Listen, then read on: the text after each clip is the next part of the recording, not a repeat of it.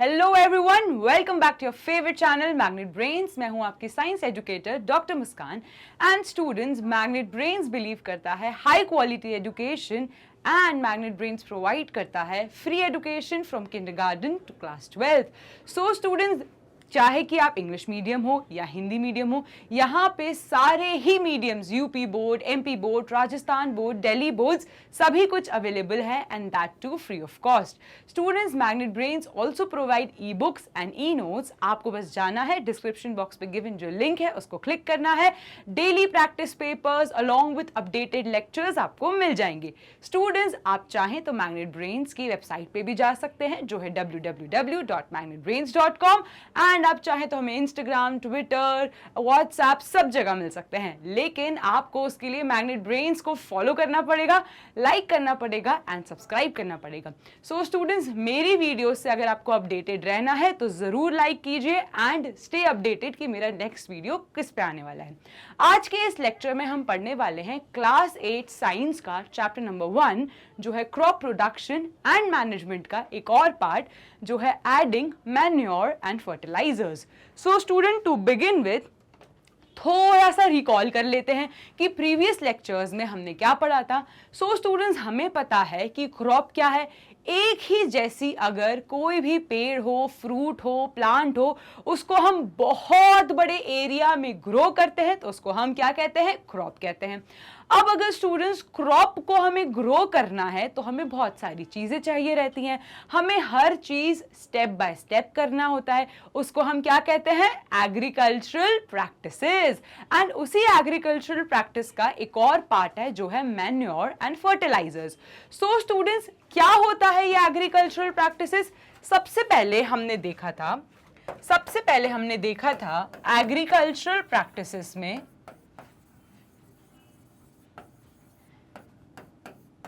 ये एक रिकॉल है ताकि आपको फटाफट से सब कुछ याद आ जाए कि हमने अभी तक क्या पढ़ा है।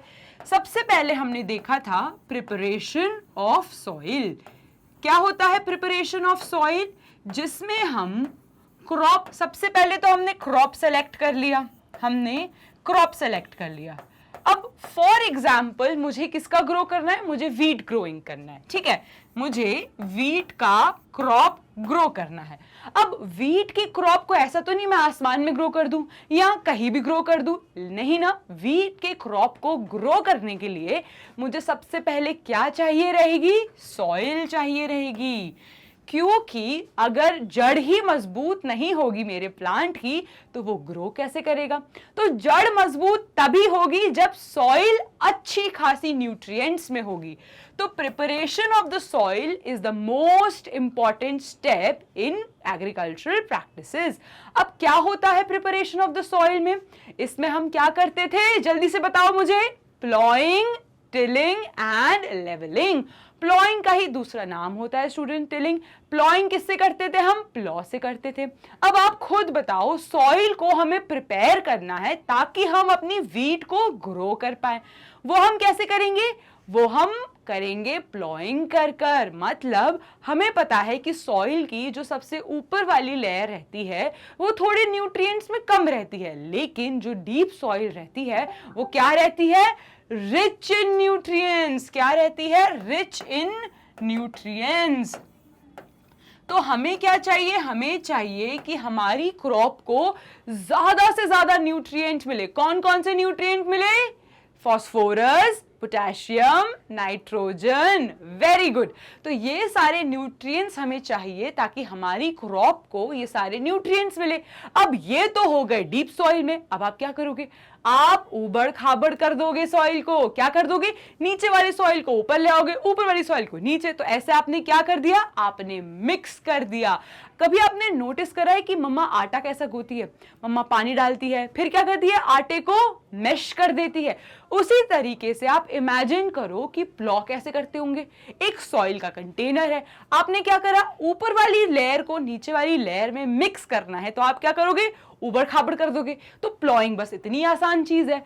वो हम क्या करेंगे, ऊपर वाली लेयर को नीचे वाली लेयर से मिक्स कर देंगे। ऐसे करते करते हम क्या करेंगे, हम जो सारे न्यूट्रिएंट्स है वो पूरे सॉइल में स्प्रेड कर देंगे। अब जब हम अपना सीड डालेंगे उस सॉइल में तो क्या होगा, उस सीड को बहुत भरपूर तरीके से न्यूट्रिएंट्स मिलेंगे एंड वो अच्छे से ग्रो कर पाएगा। It is as simple as that students. तो preparation of the soil is very important. क्यों? क्योंकि इसकी मदद से आप सॉइल के न्यूट्रिएंट्स फैला रहे हो, आप अपने प्लांट को, क्रॉप को, सीड को अच्छे से सारे न्यूट्रिएंट्स दे रहे हो। और अगर आप अपने सीड को सारे न्यूट्रिएंट्स दे रहे हो तो इसका क्या मतलब होगा स्टूडेंट्स, वो अच्छे से ग्रो कर पाएगा। So ploughing is the first step जो किसके अंडर आता है, प्रिपरेशन ऑफ द सॉइल। अब स्टूडेंट्स उसके बाद क्या आएगा, अब आपने प्लॉ तो कर दिया, आपने सॉइल एकदम रेडी कर दी, रिच इन न्यूट्रिएंट्स कर दी। अब आप क्या करोगे, आप अपना बीज लोगे। सपोज आपको व्हीट लेना है तो आप क्या करोगे, आप करोगे sowing. Sowing is the process जिसमें आप सीड को सॉइल के अंदर प्लेस करते हो। आपने कभी प्लांट ग्रो करा है तो याद करो क्या करते हो, आप सबसे पहले सॉइल लेते हो, सॉइल देखते हो गीली है, अच्छे से एकदम उसका टेक्सचर अच्छा है। उसके बाद आप अपने सीड को ऊपर तो नहीं फ्लोट करते, नहीं ना, आप अपने सीड को डिग करके बीच में रखते हो। तो वो क्यों करते हो, ताकि आपके सीड को सारे न्यूट्रिएंट्स मिले, ताकि आपका सीड डैमेज ना हो। सपोज बारिश आ गई तो आपका सीड उड़ जाएगा, सपोज बहुत तेज आंधी आ गई उड़ जाएगा। तभी हम अपने सीड को क्या करते हैं, एकदम सॉइल के बीचों बीच रखते हैं, ताकि ऊपर भी सॉइल रहे, नीचे भी सॉइल रहे, साइड में भी सॉइल रहे, दाएं भी सॉइल रहे। तो इसलिए सोइंग इज द प्रोसेस जिसमें हम अपने सीड को एकदम सॉइल के बीचों बीच प्लेस कर देते हैं।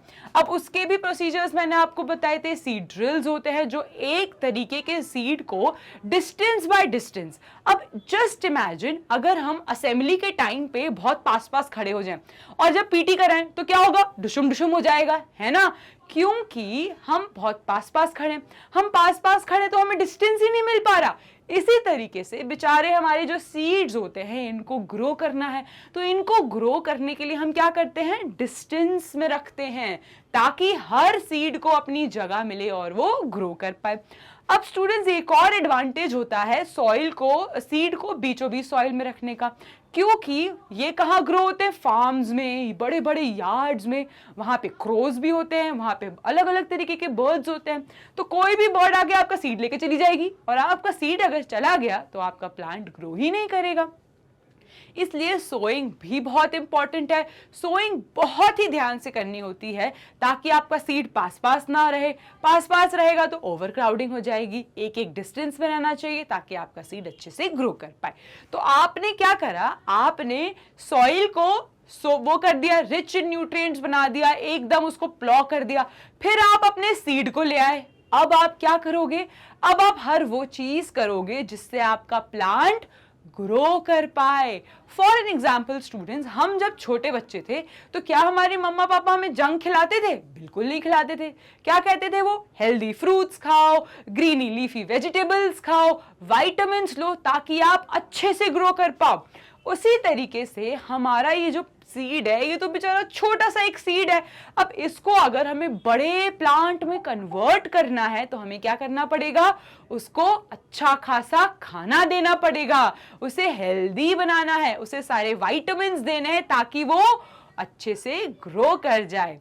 उसी तरीके से जैसे आपके पेरेंट्स आपको अच्छा खाना खिलाते थे, अभी आप थोड़ी मनमानी करते हो, जंक खा लेते हो, लेकिन बचपन में आपके पेरेंट्स बिल्कुल जंक नहीं खाने देते थे। उसी तरीके से फार्मर्स जो होते हैं वो सीड को सारी वो चीजें प्रोवाइड करते हैं जिससे वो अच्छे से ग्रो करे। सो अब आती है हमारी थर्ड स्टेप जो है एडिंग मैन्योर एंड फर्टिलाइजर्स।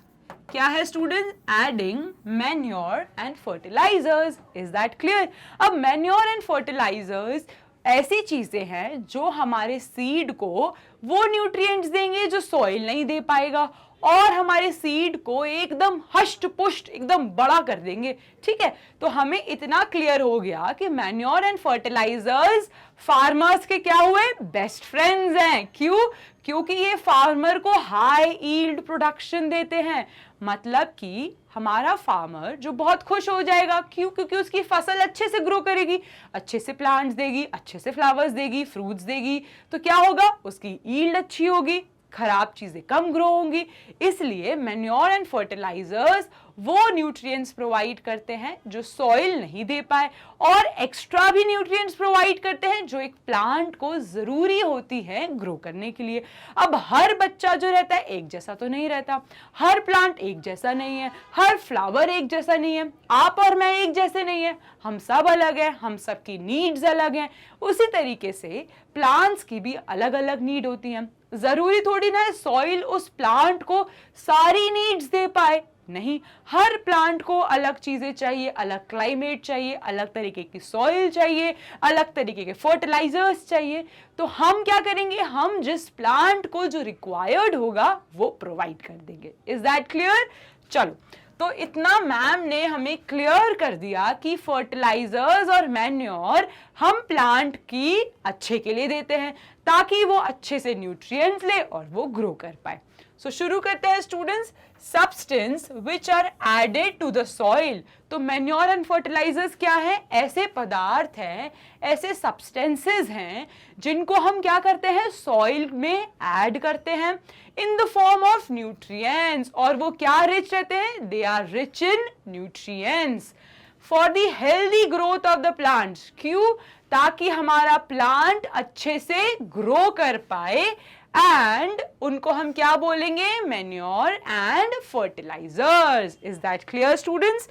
सो हमने ये समझ लिया कि मैन्योर एंड फर्टिलाइजर्स ऐसे सब्सटेंसेस हैं जो हम प्लांट में ऐड करते हैं ताकि वो अच्छे से ग्रो कर पाए।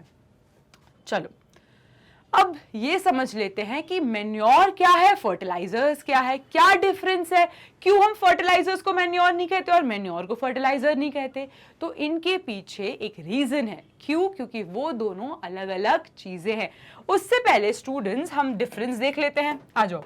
तो यहाँ पे है फर्टिलाइजर और यहाँ पे है मैन्योर। अब स्टूडेंट्स, फर्टिलाइजर्स क्या है?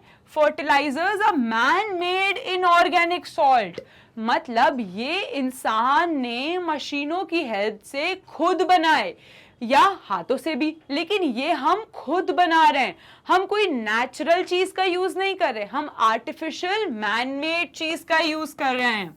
हम किसका यूज कर रहे हैं? आर्टिफिशियल केमिकल्स का यूज करके ऐसा इनऑर्गेनिक कंटेंट बना रहे हैं जो हम प्लांट में ऐड करेंगे।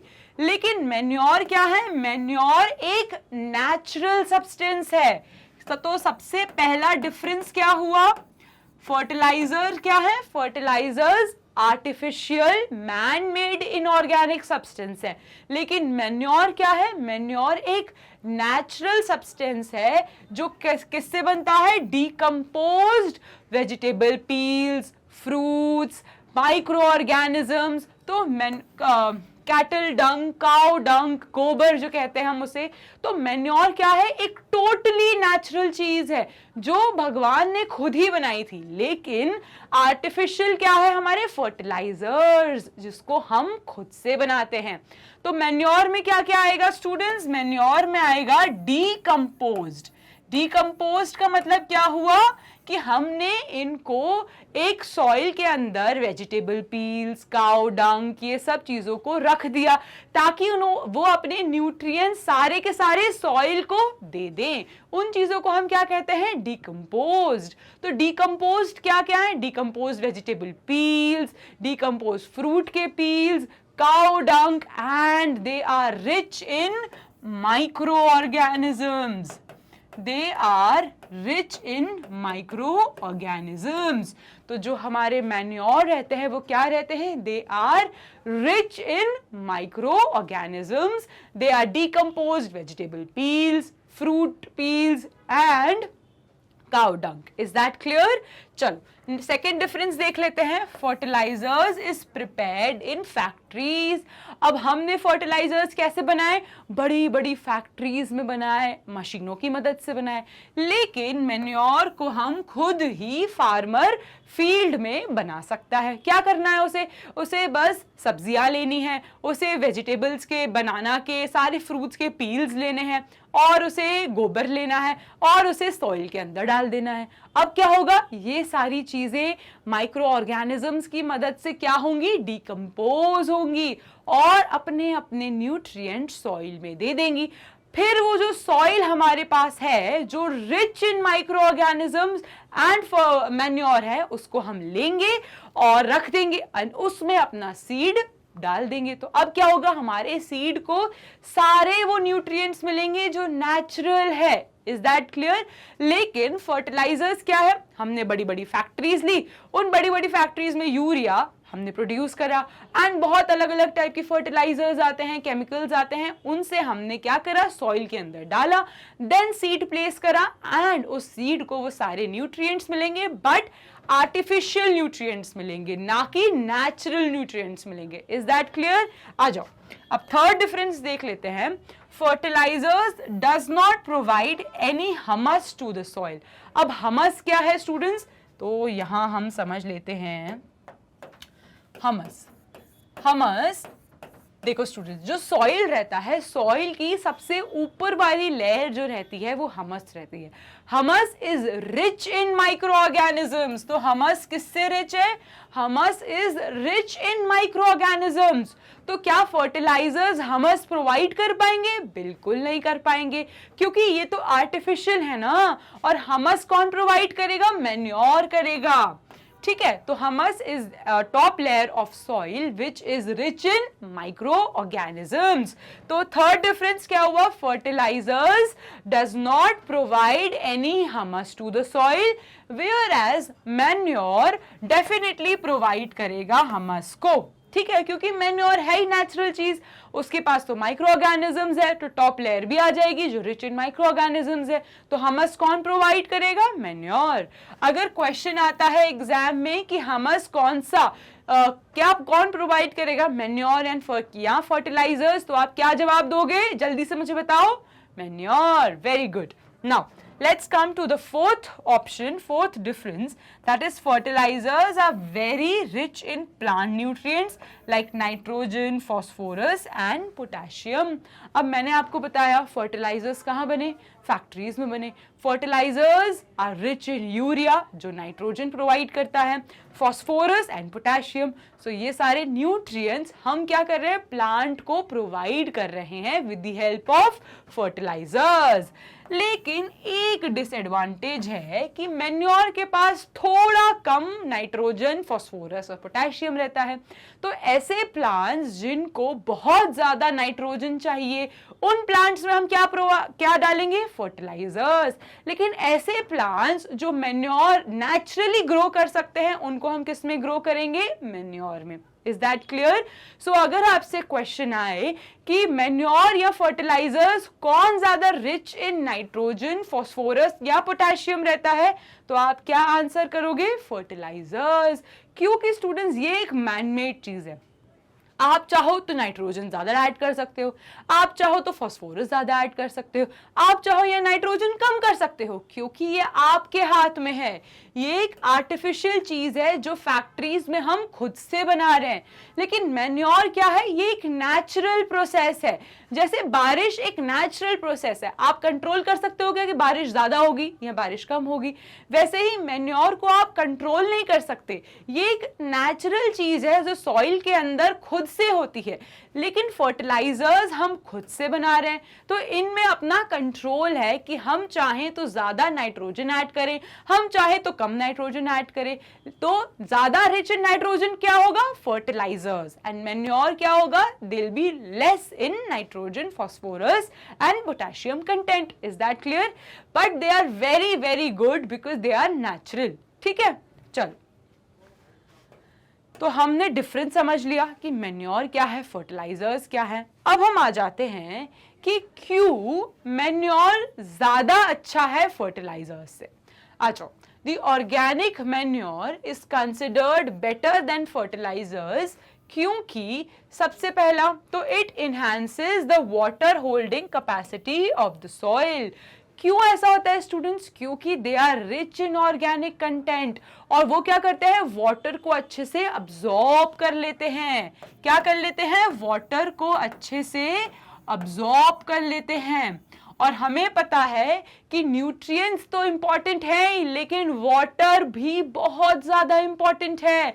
तो क्या हुआ, मैन्योर को जब हमने सॉइल में ऐड करा, क्योंकि वो ऑर्गेनिक है तो वो क्या करेगा, वो वाटर को रिटेन कर लेगा, अब्सॉर्ब कर लेगा। और आपको पता है जितना अच्छे से वाटर मिलेगा प्लांट को उतनी अच्छी तरीके से वो ग्रो कर पाएगा।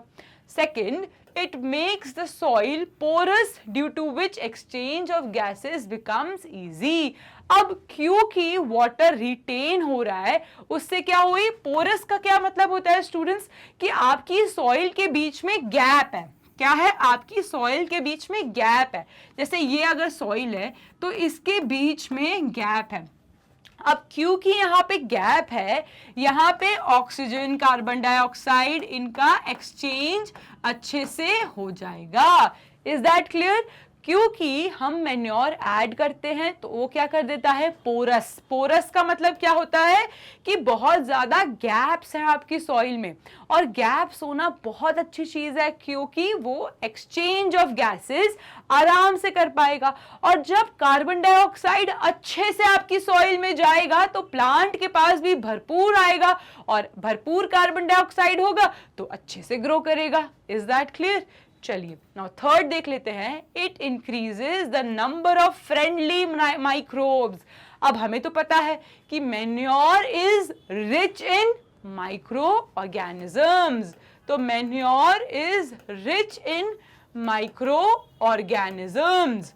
एंड हम क्या कर रहे हैं, हम अपने प्लांट को बहुत सारे फ्रेंडली वो ऑर्गेनिजम्स प्रोवाइड कर रहे हैं जो बहुत ज़रूरी है डिकम्पोजिशन में, मैन्योर बनाने में, और बहुत ही हेल्दी होते हैं ताकि वो प्लांट अच्छे से ग्रो कर पाए। नाउ फोर्थ देख लेते हैं। It improves the texture of the soil. अब आपने वाटर दे दिया, आपने एक्सचेंज ऑफ गैसेस करवा दिया अच्छे से, आपने इतना अच्छे माइक्रोब्स, फ्रेंडली माइक्रोब्स दे दिए, तो इससे क्या होगा, आपकी ओवरऑल सॉइल का टेक्सचर अच्छा होगा। एंड अगर सॉइल का टेक्सचर अच्छा होगा तो प्लांट हैप्पीली और हैप्पीली एंड हेल्दीली वो ग्रो करेगा। Is that clear students? चलो हमने ये सीखा कि क्यों मैन्योर ज्यादा अच्छा होता है फर्टिलाइजर्स से। अब नेक्स्ट देख लेते हैं हम कि सॉइल जो है ना स्टूडेंट्स, वो सप्लाई करती है minerals and nutrients to the crop plant. ये तो हमें पता ही है कि सॉइल इज अ सोर्स जहां से क्या होगा, वापस से याद दिला देंगे आपको एक बार कि ये मेरा प्लांट है, ये मेरा हेल्दी प्लांट है। ये हेल्दी क्यों है? क्योंकि इसकी जो सॉइल है, ये क्या है, ये रिच इन माइक्रोब्स है, इसके पास हमस है, इसके पास न्यूट्रिएंट्स हैं, इसके पास वाटर है, इसके पास कार्बन डाइऑक्साइड है। तो वो सारी चीजें एक प्लांट को सॉइल से मिली जो उस प्लांट के लिए नीडेड है ताकि वो हेल्दी तरीके से ग्रो कर पाए। Is that clear students? So soil एक ऐसा मात्र है जिससे सारे न्यूट्रिएंट्स प्लांट तक जाते हैं। लास्ट सेशन में हमने देखा था कि ये जो सारे न्यूट्रिएंट्स एंड वाटर है ये लीव्स तक कैसे जाते हैं। जल्दी से बताओ मुझे कमेंट सेक्शन में कि ये लीव्स तक कैसे जाते हैं। एक नाम है जो हम कहते हैं जो प्लांट के स्टेम्स में प्रेजेंट रहता है, जो रूट से कनेक्टेड रहता है, और यहां से सारे न्यूट्रिएंट्स, कार्बन डाइऑक्साइड, मिनरल्स, हमस की सारी अच्छी अच्छी चीजें, न्यूट्रिएंट्स निकाल के कहाँ सप्लाई कर देता है, हमारे लीव्स में, फ्लावर्स में, प्लांट्स में। क्या है वो चीज? वेसल्स। तो ट्रांसपोर्टेशन ऑफ दी मिनरल्स किससे होता है? ट्रांसपोर्टेशन किससे होता है? ट्रांसपोर्टेशन होता है वेसल से, जो कहाँ प्रेजेंट रहते हैं, स्टेम्स में प्रेजेंट रहते हैं, जो वाटर एंड न्यूट्रिएंट्स को कहाँ सप्लाई करते हैं, लीव्स में. Is that clear? चलो, now in certain areas farmers grow crop after crop in the same field and the field is never left uncultivated or fallow. फैलो का मतलब क्या होता है स्टूडेंट्स की, बहुत सारे फार्मर्स क्या करते हैं, जब एक फसल ग्रो कर जाती है तो उस नई फसल को उगाने से पहले उसमें बहुत सारा मैन्योर ऐड करके छोड़ देते हैं. ठीक है स्टूडेंट्स, तो अब ये आपसे पूछ रहे हैं कि क्या आपने कभी सोचा है कि अगर आप अपनी क्रॉप को ग्रो कर लिया, आपने अपनी सॉइल का सारा न्यूट्रिएंट्स उस क्रॉप को ग्रो करने में लगा दिया, लेकिन उस सॉइल का न्यूट्रिएंट तो खत्म हो गया, उस सॉइल का न्यूट्रिएंट तो खत्म हो गया, एंड अब अगर आप अपनी सॉइल में दूसरा प्लांट ऐड करोगे, दूसरे प्लांट के सीड्स ऐड करोगे, तो क्या वो ग्रो कर पाएंगे? सोचो सोचो, जल्दी सोचो कि आपने सपोज एक फार्मर ने क्रॉप ग्रो करा वीट का, ठीक है, उसने वीट का क्रॉप ग्रो करा. अब उसने वीट का क्रॉप ग्रो करने के बाद सडनली दूसरी बार भी वीट का क्रॉप ग्रो कर दिया अगेन, तो क्या वो सॉइल दूसरी बार वीट की क्रॉप को अच्छे से ग्रो करवा पाएगी? बताओ बताओ, जल्दी बताओ. वो नहीं करवा पाएगी. क्यों? क्योंकि आपकी सॉइल का सारा कंटेंट तो पहले वाले वीट प्रोडक्शन में चला गया. जब आपने दूसरा वाला वीट प्रोडक्शन करा तो वो ग्रो ही नहीं कर पाएगा, क्योंकि सारा सॉइल का कंटेंट बचा ही नहीं. अब जब न्यूट्रिएंट्स बचे ही नहीं तो दूसरे वाला वीट जो क्रॉप है वो कहाँ जाएगा बेचारा? वो क्या होगा? वो कम ईल्ड का होगा, वो अच्छा हेल्दी नहीं होगा. इसलिए फार्मर्स क्या करते हैं स्टूडेंट्स, वो एक क्रॉप को ग्रो करने के बाद कुछ टाइम के लिए छोड़ देते हैं, कुछ टाइम के लिए वो बहुत सारा मैन्योर ऐड कर देते हैं. मैन्योर क्या करेगा? वापस से सॉइल के कंटेंट, न्यूट्रिएंट कंटेंट को बढ़ाएगा, और जब सॉइल का न्यूट्रिएंट कंटेंट वापस से अच्छा हो जाएगा फिर दूसरी क्रॉप को हम ग्रो करेंगे. Is that clear? चलो, तो इसका आंसर देख लेते हैं. Continuous cultivation of crop make the soil poor in nutrients. अगर आप लगातार सॉइल का प्रोडक्शन कर दोगे, सॉइल में फिर से दूसरी बार भी प्रोडक्शन कर दोगे, तो क्या होगा? आपकी सॉइल कभी ना कभी तो न्यूट्रिएंट्स खत्म होंगे ना. वैसे ही आपको अपनी सॉइल को थोड़ा छोड़ना पड़ेगा मैन्योर ऐड करके, ताकि वो अपने न्यूट्रिएंट कंटेंट में वापस से गेन करे एंड देन आप उस पर क्रॉप प्रोडक्शन करो. तो therefore farmers have to add manure to the field to replenish. replenish का मतलब वापस से गेन करे. ठीक है स्टूडेंट्स, अगर आप एक बार सारा का सारा न्यूट्रिएंट्स लगा दोगे एक क्रॉप में तो दूसरे क्रॉप को भी तो चाहिए ना. तो दूसरे क्रॉप को अच्छे से ग्रो करने के लिए आप थोड़े दिनों के लिए लैंड को छोड़ दो, उसमें बहुत सारा मैन्योर ऐड कर दो. मैन्योर ऐड कर दोगे तो वो क्या करेगा? रीप्लेनिश करेगा. रीप्लेनिश का मतलब वापस से सारे न्यूट्रिएंट्स ऐड हो जाएंगे उस सॉइल में, और जब आपकी सॉइल वापस से हेल्दी हो जाए आप अब उसमें सीड को सो करो. अब जब आप सीड सो करोगे हेल्दी सॉइल में तो हेल्दी प्लांट ग्रो करेगा. ठीक है, इसलिए जरूरी रहता है सॉइल को थोड़ा छोड़ देना मैन्योर ऐड करके, ताकि वो अपने न्यूट्रिएंट्स वापस से रिप्लेनिश कर पाए, वापस से अच्छे से कंटेंट न्यूट्रिएंट रिच हो पाए एंड वो ग्रो कर पाए. Is that clear students? अब देख लेते हैं, this process is called manuring. तो रिप्लेनिश करने की प्रोसेस को क्या कहते हैं हम? मैन्योरिंग. तो अगर क्वेश्चन आए कि what is manuring, so manuring is a process जिसमें हमारी इनसफिशिएंट न्यूट्रिएंट सॉइल को हम रिच इन न्यूट्रिएंट कर देते हैं by adding manure. Is that clear? फिर से रिपीट करती हूं कि मैन्योरिंग इज अ प्रोसेस जिसमें हमारी जो सॉइल है जो बहुत ही ज्यादा कम न्यूट्रिएंट, इनसफिशिएंट न्यूट्रिएंट वाली हो जाती है, उसको हम छोड़ देते हैं थोड़े टाइम के लिए. क्या ऐड करके? मैन्योर ऐड करके, ताकि वो अपने न्यूट्रिएंट्स रिप्लेनिश कर पाए, वापस से गेन कर पाए न्यूट्रिएंट्स, एंड उस प्रोसेस को हम कहेंगे मैन्योरिंग. चलो, ये हमें क्लियर हो गया कि मैन्योरिंग क्या है. अब हम एक एक्टिविटी देख लेते हैं, एक्टिविटी 1.2, जो कहती है कि आप या तो मूंग दाल ले लो या तो ग्राम सीड्स ले लो। अब आपको इनको 3 बीकर्स में रखना है। किस में रखना है स्टूडेंट्स? आपको आ जाओ, ये रहे आपके 3 बीकर्स, ठीक है। Beaker A, beaker B and beaker C. So आपको 3 बीकर्स लेने हैं। अब उन बीकर्स में आपको सेम जो हमारा क्या है, मूंग दाल या ग्राम सीड्स, आपको ये 3 चीजें लेनी है। अब जो बीकर ए है वो क्या कहता है स्टूडेंट्स?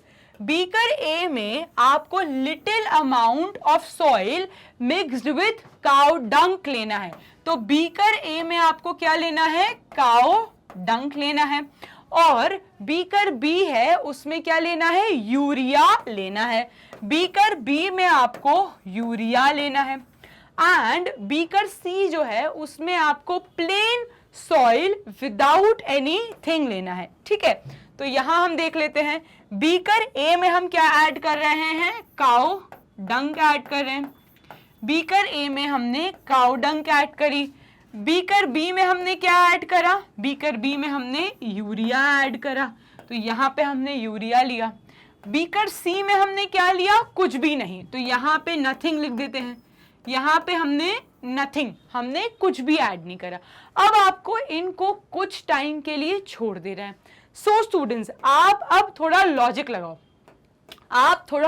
लगाओ। काउ डंक क्या था? काउ डंक वॉज नेचुरल मैन्योर। काउ डंक क्या है? Natural manure. एंड मैन्योर क्या करेगा? प्लांट को वो न्यूट्रिएंट्स प्रोवाइड करेगा जो उसको चाहिए ग्रो करने के लिए।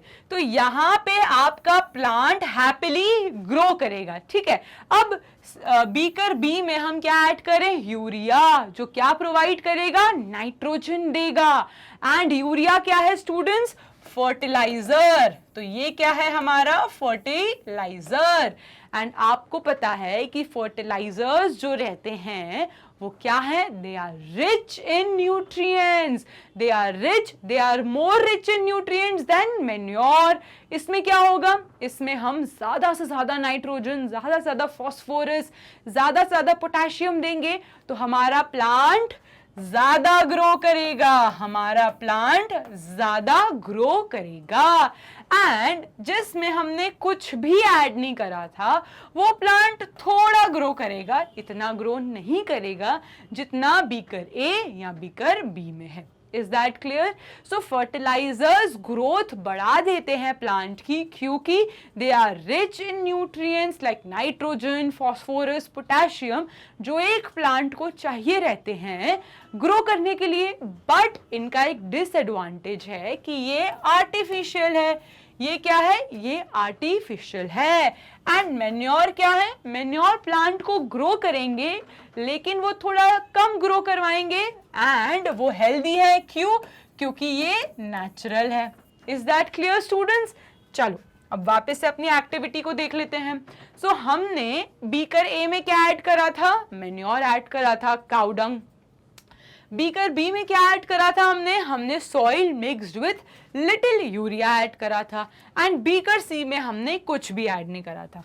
अब आपको इन सब में थोड़ा थोड़ा पानी डालना है। Each glass and the plant seedlings in them, keep them in safe place and water them regularly. After 7 to 10 days आपको इनकी ग्रोथ ऑब्जर्व करनी है। सो आ जाते हैं हम रिजल्ट्स पे। तो कुछ इस तरीके के रिजल्ट्स देखेंगे हम। सो हम देखेंगे कि जो बीकर ए है वो क्या है? That was rich in manure, and manure is a natural कह सकते हो कंडीशनर टू द सॉइल। क्यों? क्योंकि वो natural cow dung, decompose plants, vegetables, ढेर सारे माइक्रो ऑर्गेनिजम्स प्रोवाइड करता है। एंड बीकर बी में बहुत सारी ग्रोथ देखेंगे। क्यों? क्योंकि हमने फर्टिलाइजर ऐड करा एंड फर्टिलाइजर्स वो सारी चीजें प्रोवाइड कर देगा like nitrogen, phosphorus, potassium, but वो क्या होगा? वो आर्टिफिशियल रहता है। बट वो आर्टिफिशियल रहता है, लेकिन वो ग्रोथ हमें सबसे ज्यादा देगा। थर्ड में हमने कुछ भी ऐड नहीं करा था तो बहुत लिटिल ग्रोथ होगी, बिकॉज एक प्लांट को हेल्दी ग्रो करने के लिए बहुत जरूरी रहता है manure and fertilisers.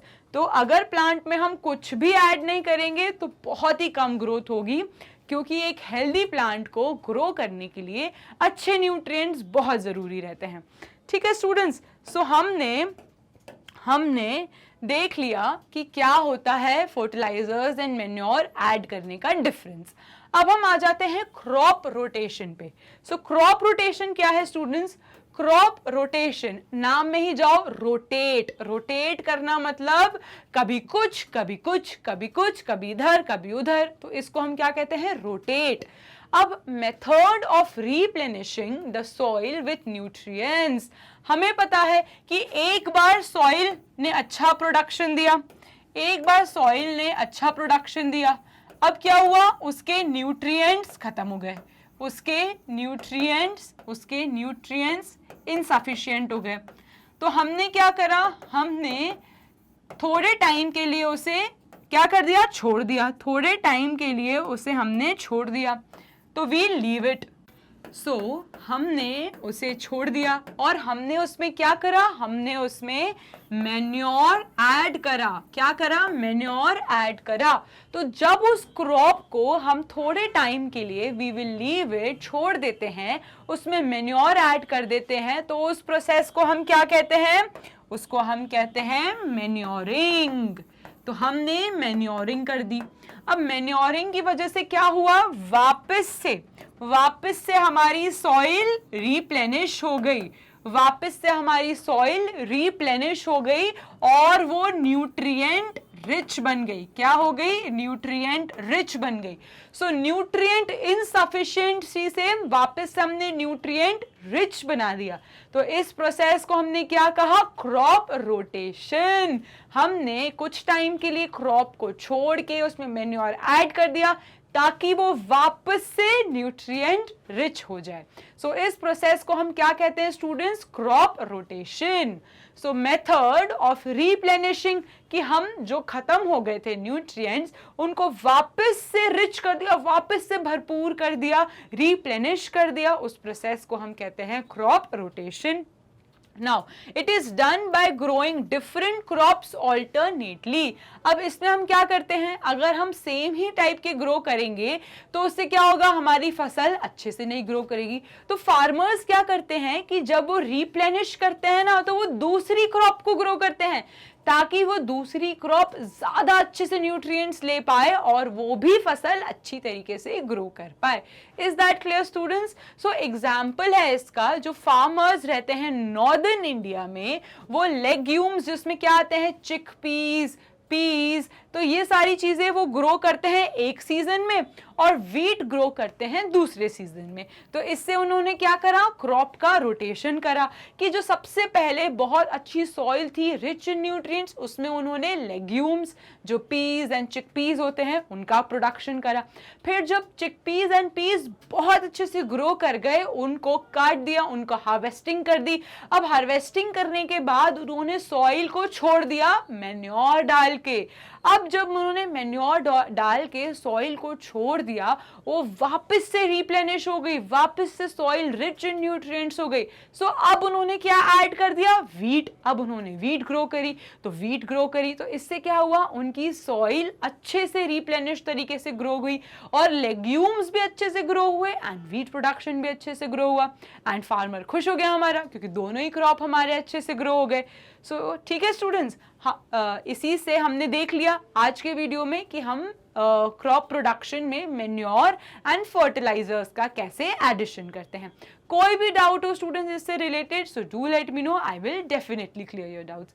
And students, magnet brains provide करता है फ्री एजुकेशन किंडरगार्टन से लेके क्लास 12 तक। एंड स्टूडेंट्स, ना कि सिर्फ Hindi medium, English medium, UP board, CBSE board, Delhi board, MP board, Rajasthan board, Vedic math, spoken English, crash courses, ये सभी कुछ अवेलेबल है मैग्नेट ब्रेन्स पे। आप अगर चाहें तो मैग्नेट ब्रेन्स को फॉलो कर सकते हैं यूट्यूब पे, फेसबुक पे, ट्विटर पे, इंस्टाग्राम पे, व्हाट्सएप पे एंड स्टूडेंट्स, आप चाहें तो मैग्नेट ब्रेन्स की ई बुक्स एंड ई नोट्स भी डाउनलोड कर सकते हैं। आपको बस डिस्क्रिप्शन बॉक्स पे जाना है, जो लिंक है उसको क्लिक करना है। एंड स्टूडेंट्स, आप चाहें तो मैग्नेट ब्रेन्स की वेबसाइट पे भी जा सकते हैं, जो है www.magnetbrains.com, एंड वहां जाके ग्रैब ई नोट्स करके एक ऑप्शन आएगा, उसको क्लिक कीजिए। Daily practice papers, customize video, सभी कुछ अवेलेबल है आपके लिए। इतना सारा कुछ मैग्नेट ब्रेन्स प्रोवाइड करता है एंड कोई पेमेंट की जरूरत नहीं है। ये सभी कुछ एकदम फ्री ऑफ कॉस्ट है, सिर्फ और सिर्फ आपके ब्राइट फ्यूचर के लिए। सो देरी किस बात की, अभी जाइए मैग्नेट ब्रेन्स को फॉलो कीजिए, लाइक कीजिए, शेयर कीजिए, सब्सक्राइब कीजिए एंड मेरी नेक्स्ट वीडियो से जरूर अपडेटेड रहिएगा। कोई भी डाउट हो, do let me know, I will definitely clear your doubt students. So students, have a nice day and thank you so much.